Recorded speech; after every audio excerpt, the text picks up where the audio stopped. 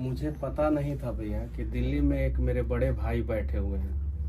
हम तो भाजपा सरकार से भी अनेकों सवाल किए हैं, बहुत सारा वीडियो बनाए हैं, सवाल किए हैं। कभी भाजपा वालों ने मेरा गर्दन दबाने का प्रयास नहीं किया। आपने जो किया मैं सदा जीवन भर ऋणी रहूंगा। एक मिठाई मैं अपने हाथ से आपको खिलाना चाहता हूँ। आप इतना तकलीफ झेल के आए हैं,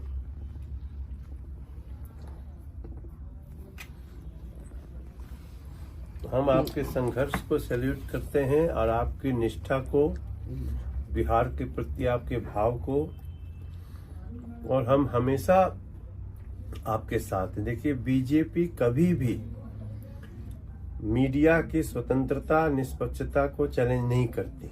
और मेरा 5000 वीडियो है जिसमें 4000 बीजेपी शासित प्रदेश में घूम घूम के है।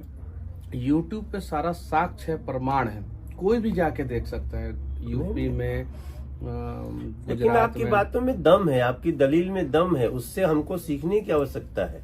अगर कोई आदमी, हमारे प्रधानमंत्री जी क्या कहते हैं, आप आवाज उठाइए, हम उसको उसके तथ्यों के अनुसार हम उसको एक्सेप्ट करने को तैयार हैं, सोल्व करने को तैयार हैं। तो हम तो, लेकिन जिन लोगों ने, जिनको गलत ही करना है, उनको आपकी बात बुरी लगी, कोई फर्क नहीं पड़ता। मैं आपको जो है अपने घर पे बुलाना चाहता हूँ। मैं आ रहा हूँ, मैं आऊंगा। घर दिखाना चाहता हूँ जिस घर का, मेरा घर का कुर्की हुआ। अच्छा, जो कुर्की हुआ था, कुर्की हुआ 9 महीना बाद जो है एनएस से मेरे ऊपर से हटा दिया गया। मेरा तो 9 महीना बर्बाद हो गया। कोर्ट ने कह दिया कि नहीं, एनएस से इनके ऊपर जो है गलत तरीके से लगाया गया। अगर एनएस से नहीं लगा होता तो मेरा 9 महीना बचता। मेरा इज्जत जो है उसका मतलब कि ये किया गया। जिस घर को मेरे दादाजी ने बनवाया था, जो चीन के युद्ध में लड़े हैं, मैं वो जमीन दिखाऊंगा जो भारत सरकार ने चीन के युद्ध में लड़ने के दौरान मेरे दादाजी को 4 बीघा जमीन दिया था। अच्छा, वो जमीन भी दिखाऊंगा। मेरे घर से वो जमीन 3 किलोमीटर की दूरी पे है और वो पूरा, मेरा पूरा क्षेत्र जानता है कि रामसागर तिवारी को जो है ये जमीन जो है भारत सरकार 4 बीघा चीन के युद्ध में लड़ने के दौरान दिया था। पूरा क्षेत्र जानता है। दादाजी का नाम था? हाँ, रामसागर तिवारी मेरे दादाजी का नाम अच्छा। था। और उनके द्वारा बनाया हुआ घर का कुर्की हुआ। अगर मैं बनाया होता या मेरे पिताजी बनाए होते उस घर का कुर्की होता। उसकी भी कुर्की हुई? उनके द्वारा बनाया हुआ घर का कुर्की हुआ। कुर्की में जो है मेरा चापाकल उखाड़ा गया, परेशान किया गया। अपराधी का कुर्की होता नहीं है, एक पत्रकार के घर का कुर्की इन लोगों ने कराया। बताइए, अब ये तो आग है दिल में। का मन यहाँ से भी, हम इतना दूर से सुनते थे ना, तो हम तकलीफ में आते थे। हम तो गए आपसे मिलने, जेल में मिलने नहीं दिया गया। कोई नहीं, अब मनीष बाबू आप आगे बढ़िए। और मैं पत्रकार हूँ, मैं गलत करूंगा तो मेरे ऊपर एफआईआर होना चाहिए ना। मेरे कैमरामैन के ऊपर एफआईआर क्यों हुआ? चलिए, मेरे कैमरामैन के ऊपर एफआईआर कर दिया। मेरे ऑफिस के सारे स्टाफ के ऊपर एफआईआर क्यों किया, जिनका कोई दूर दूर तक कोई रिश्ता नाता नहीं है?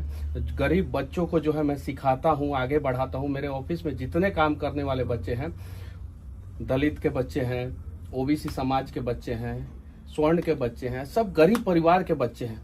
उन लोगों को मैं सिखाता हूँ। और मनीष कश्यप गलत किया था। अगर मान लीजिए कि किसी भी चैनल का कोई रिपोर्टर से किसी कारणवश गलती हो जाता है, अगर मैं अपनी गलती को मानता भी हूँ सरकार के नजर के हिसाब से, तो क्या सारा कंपनी के स्टाफ के ऊपर एफआईआर कर दिया जाएगा? मेरे सारे स्टाफ के ऊपर एफआईआर किया गया और मेरे खिलाफ सबूत भी प्रशासन सरकार के दबाव में पेश करने का प्रयास करेगा, लेकिन कुछ नहीं इन लोगों को मिलेगा। मैं 4 जनवरी को आपके गांव आता हूँ। एक बार आएंगे, 4 जनवरी में गाँव आए और देखिए कि मतलब कि किस स्थिति में हम लोग रहते थे और कैसे हम लोग घर का कुर्की हुआ। ठीक है, कोई बात नहीं। अब ऐसी दमनकारी जो सोच है जिनकी, उसको कुचलना आवश्यक है। आगे जो है, आप जैसे लोगों को कोई इस तरह से फंसा करके, जो भी हो, आपको किसी जिन जिन जगहों पे अपने संस्मरण बताइए और उसको,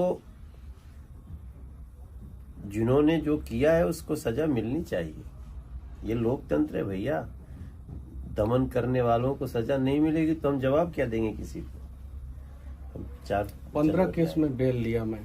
15 केस में? 15 केस में 11 केस जो है एक बार में किया गया मेरे ऊपर, 6 तमिलनाडु में, 4 बिहार में और 1 NSA, 11 केस एक बार में, एक वीडियो की वजह से।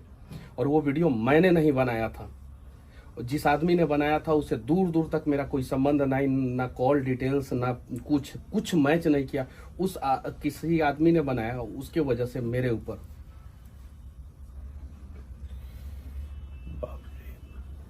नहीं, हम लोग तो, मैं तो थोड़ा सा जब घटनाएं घटती तो मैं सोशल मीडिया भी खंगालता था। देश का युवा, ऐसे सब सच्चे लोग आपके साथ हैं, साथ थे, साथ हैं और साथ रहेंगे। हम आपके गांव आएंगे, चलिए एक बार आएंगे। 4 जनवरी को हम आ रहे हैं आपके यहाँ गांव, आके आपके उस घर को देखेंगे, गांव के लोगों से मिलेंगे।